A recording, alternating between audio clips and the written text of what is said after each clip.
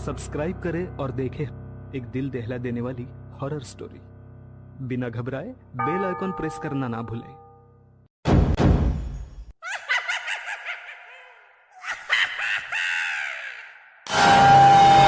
इस कहानी के लेखक है धीरज कुमार सालुंके।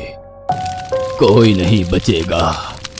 इसके बाद 4 दिनों तक पूजा चली और मंत्र तंत्रों से उस दत्तू की आत्मा उसके मरे शरीर में बंद कर दी गई और फिर उसके ऊपर कपड़े लपेटकर उसे एक डरावने बिजुका में तब्दील करवा दिया गया और फिर वो बिजुका पाटिल के वाड़े के सामने खड़ा कर दिया गया, जिसके सामने उसके सुरक्षा के लिए पाटिल ने 2 आदमियों को खड़ा पहरा करवा दिया। 10 साल तक दत्तू का मृत शरीर बिजुका बनकर पाटिल के वाड़े के सामने खड़ा रहा।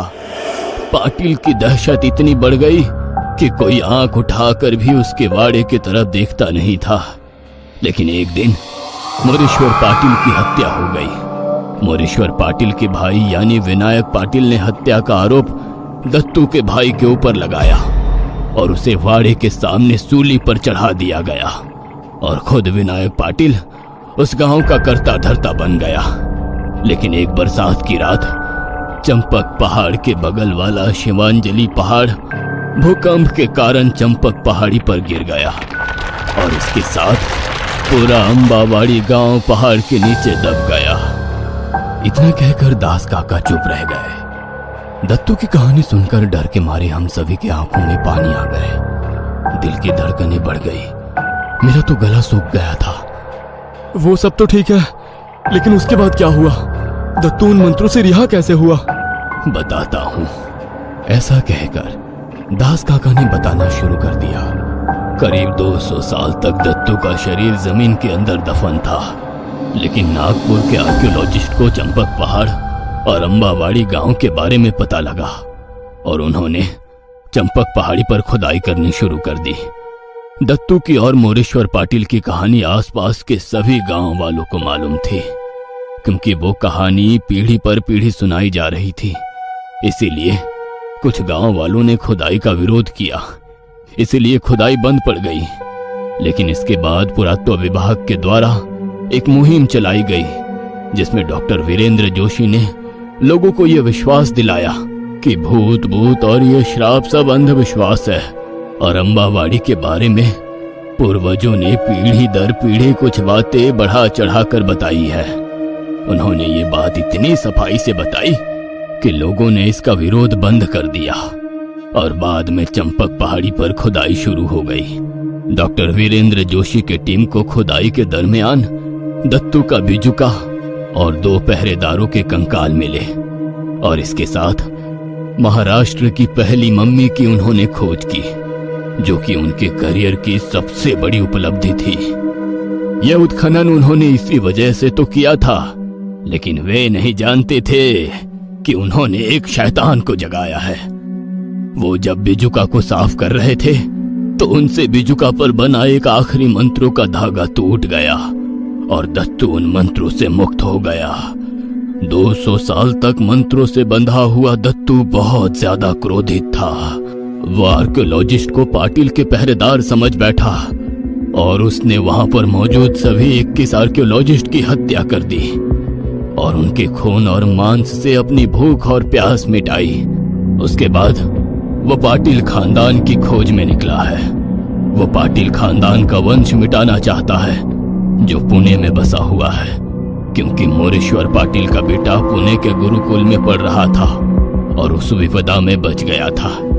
लेकिन उससे पहले वो अपनी 200 साल की भूख और प्यास मिटाना चाहता है। इसीलिए हम इंसानों का वो बेरहमी से खून कर रहा है। इसका मतलब वो हमें भी नहीं छोड़ेगा। सिंडी ने कहा, अगर जिंदा रहना है तो हमें उस चीज को खत्म करना होगा। मैंने सबसे कहा, लेकिन उसे खत्म नहीं किया जा सकता। अगर ऐसा होता तो मोरेश्वर पाटिल उसकी आत्मा को तभी मुक्ति दिलवा देता। लेकिन आपने ही अभी बताया कि उस वक्त भट्ट जी ने कहा था कि अंतिम संस्कार करने से कुछ वक्त के लिए खतरा टल सकता है। हम लोग भी वही करेंगे। हम उसे जला पेट्रोल से जला देंगे और जब वो कुछ देर के लिए शांत हो जाएगा तब उसकी शक्तियां कमजोर हो जाएंगी और फिर हम यहाँ से चले जाएंगे। मैंने कहा। इस पर राजेश और सैंडी ने हाँ भरी। लेकिन दास काका केवल इतना कह रहे थे कि ऐसा नहीं हो सकता, उससे बच नहीं सकते। लेकिन हम डरे नहीं। सैंडी ने पेट्रोल की कैन कमरे में रख दी थी। मैं वो कैन ले आया। तब राजेश ने अपने कपड़ों से एक मशाल बना ली थी। प्लान ये था कि जब बिजुका घर के अंदर आने की कोशिश करेगा तो वो दरवाजे से या खिड़की से अंदर आने की कोशिश करेगा। इसलिए मैं और राजेश टेरेस पर जाने वाले थे, और जब वो दरवाजा तोड़ने की कोशिश करेगा तब उसका पता नीचे रुके दास काका और सैंडी बता देंगे। जैसे ही वो दरवाजा तोड़ना शुरू कर देगा तब हम उस पर ऊपर से पेट्रोल छिड़केंगे और मशाल फेंक देंगे। अगर वो पेट्रोल से थोड़ा भी भीगा और हमारी मशाल उसके शरीर पर नहीं गिरी तो अंदर छिपे दास काका और सैंडी दरवाजा खोलकर उसके ऊपर मशाल फेंक देंगे और फिर घर के अंदर छिप जाएंगे। हमने कैन में से पेट्रोल 2 हिस्सों में बांट दिया, 2 मशालें बना ली। वैसे तो ये प्लान सक्सेसफुल होने के बहुत कम चांसेस थे, मतलब ना के बराबर।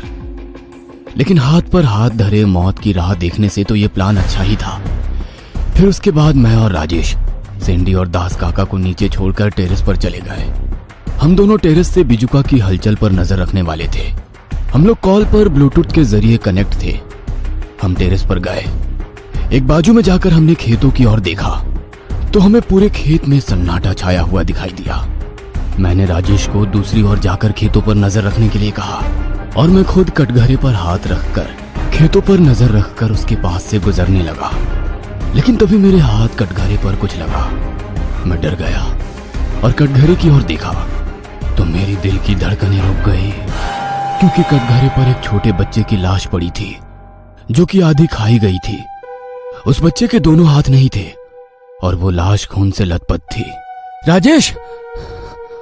मैंने हल्की सी आवाज में राजेश को आवाज दी। वैसे हाथ में जलती मशाल लिए राजेश मेरे पास आ गया। हम दोनों उसकी लाश देखकर सहम गए थे। उस बिजुका ने 12 साल के बच्चे तक को नहीं छोड़ा था। मैं उस बच्चे को जानता था। वो दास काका का बेटा था। मैंने उसको दास काका और उनकी बीवी के साथ तस्वीर में देखा था। तभी मैंने देखा कि उसने अपनी पलकें हिलाई है। क्या तुमने देखा? मैं राजेश से बोला। हाँ, जरा पास जाके तो देख, जिंदा है या मर गया है। जैसे ही मैं मेरा हाथ उसके नाक के पास ले गया वैसे ही वो उठा और कटघरे पर बैठ गया। उसे ऐसे अचानक उठा देख मैं डर गया और पीछे हट गया। ये मर गया है, तू जल्दी से पेट्रोल छिड़क इस पर।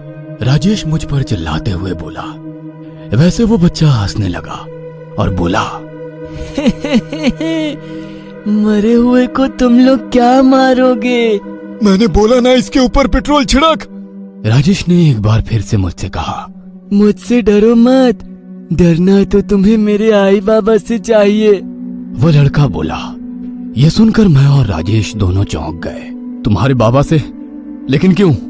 क्योंकि वो मर चुके हैं और उनकी आत्मा अब बिजुका के काबू में है। वो बच्चा बोला। ये सुनकर हम दोनों के दिमाग चकरा गए। लेकिन वो तो नीचे है, मैंने उससे कहा। तब अचानक वो बच्चा हंसने लगा और बोला, कल शाम मैंने एक आदमी जैसी चीज आसमान से गन्ने में गिरती हुई देखी। ये बात बाबा से कही।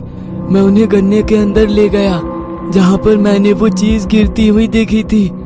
जब हम वहाँ पहुँचे तो हमने देखा कि वहाँ पर एक डरावना बिजुका खड़ा है। मेरे बाबा उस बिजुका के पास गए और उसे देखने लगे। तभी मैंने देखा कि उस बिजुका की आंखें हिली।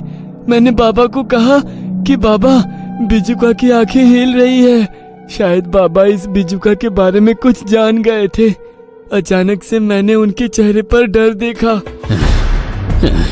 बेटा, जल्दी से यहाँ से भागो, वो चिल्लाकर मुझसे बोले।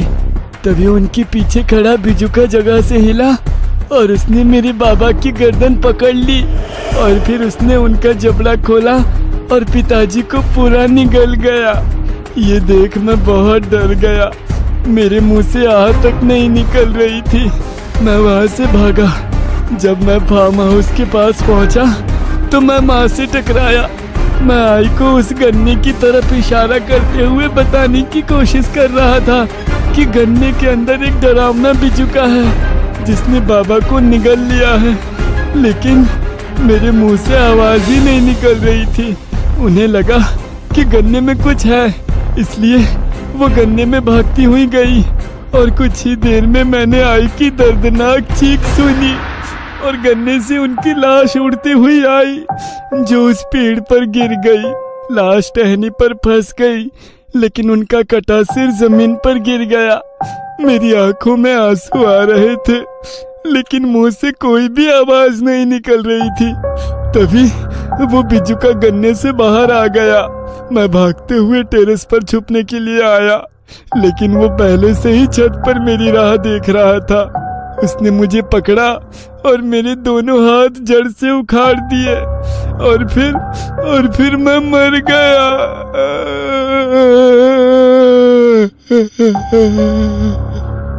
ऐसा कहते हुए वो बच्चा जोर जोर से रोने लगा। उसकी दर्दनाक दास्तां सुनकर मेरी आंखों में आंसू आ गए। मुझे उस बच्चे के लिए बुरा लग रहा था, लेकिन तभी वो बच्चा मुझे काटने के लिए मेरे ऊपर झपटा, लेकिन मैंने उसका गला पकड़ लिया। तभी राजेश ने उसकी पीठ पर मशाल से हमला किया और उसकी पीठ ने आग पकड़ ली। आग पकड़ते ही मैंने उसे कटघरे की तरफ धकेला और वो बच्चा चिल्लाते हुए टेरेस से नीचे गिर गया। जब हमने नीचे देखा तो वह आग में जल रहा था। वह अपनी जगह से खड़ा हुआ और गन्ने की ओर भागा। भाई, अगर दास काका मर गए हैं तो सैंडी को मारने की कोशिश जरूर करेंगे। हमें जल्दी से नीचे जाना होगा, वरना दास काका सैंडी को नहीं छोड़ेंगे। राजेश ने मुझसे कहा।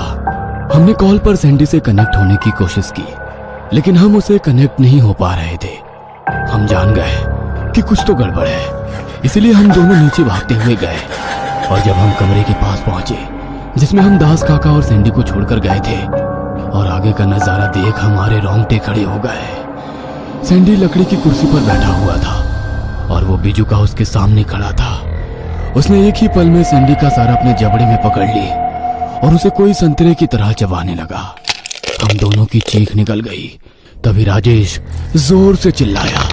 वो बिजुका पर मशाल से हमला करने जा रहा था, लेकिन मैंने उसे पीछे से खींचा और टेरेस के ऊपर ले आया। मैंने टेरेस का दरवाजा बाहर से बंद कर दिया। हमने हमारा और एक दोस्त खो दिया था। उस बिजुका ने सैंडी तक को खा लिया था। नहीं छोड़ूंगा, मैं उसे खत्म कर दूंगा।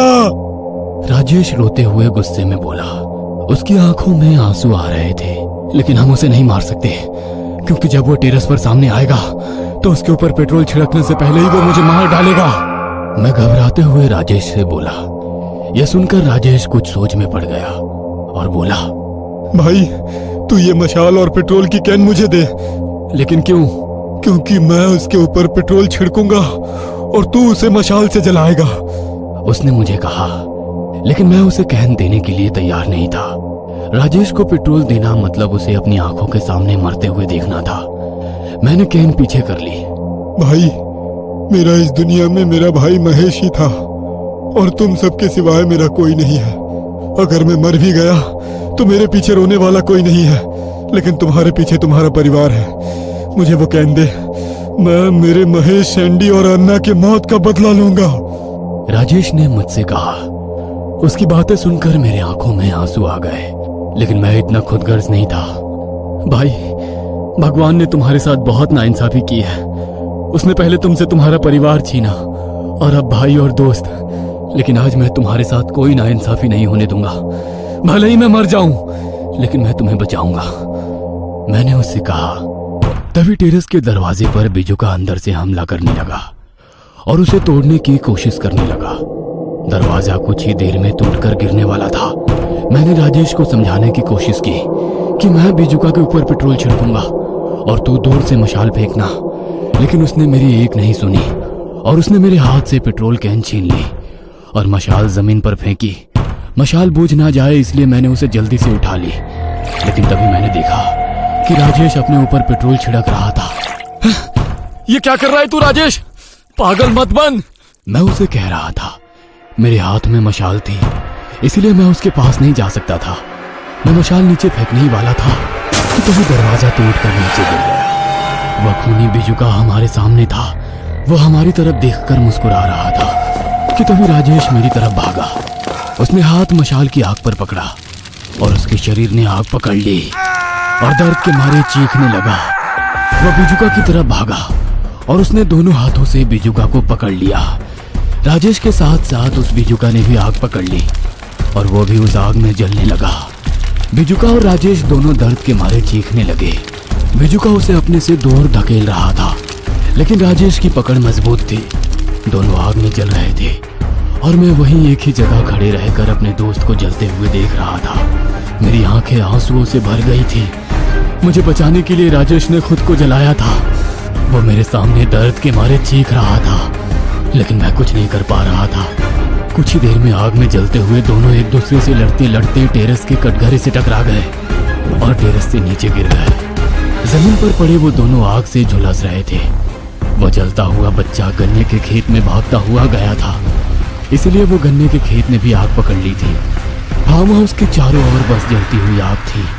कुछ ही देर में बिजुका और राजेश दोनों हिलने बंद हो गए और जमीन पर पड़े हुए जलने लगे। मैं बहुत दुखी हो गया था। मैं नीचे बैठ गया और ख्यालों में डूब गया। मैं राजेश और अपने दोस्तों के बारे में सोच रहा था जो मुझे छोड़कर जा चुके थे। अब सिर्फ मैं अकेला ही बचा था। सुबह हो गई। खेत फार्म हाउस के चारों ओर सिर्फ धुआं और राख थी। मैं फिर एक बार अपने दोस्तों की लाशें देख नहीं सकता था। मैं राजेश की जली हुई लाश, जिसका शायद कोयला बन चुका था, वो नहीं देख सकता था। इसलिए जीप लेकर वहां से भाग गया। आज भी मेरे सपने में वो खूनी रात आती है। मेरे दोस्त मुझे मरते हुए दिखाई देते हैं। राजेश आज भी मेरे सपनों में जलते हुए आता है। आज भी मैं चैन से नहीं सो पाता हूँ। उस बिजुका ने मेरा पूरा हंसता खेलता जीवन खत्म कर दिया। आज भी मैं चैन से नहीं सो पाता, सिर्फ डर से कि कहीं वह बिजुका फिर एक बार ना लौटे और मुझे अपने चाहने वाले ना गंवाने पड़े।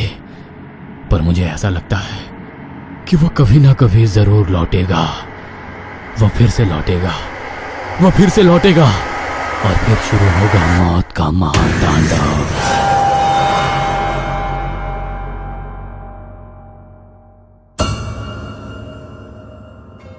ये कहानी आपको अच्छी लगी हो तो हमें सब्सक्राइब करें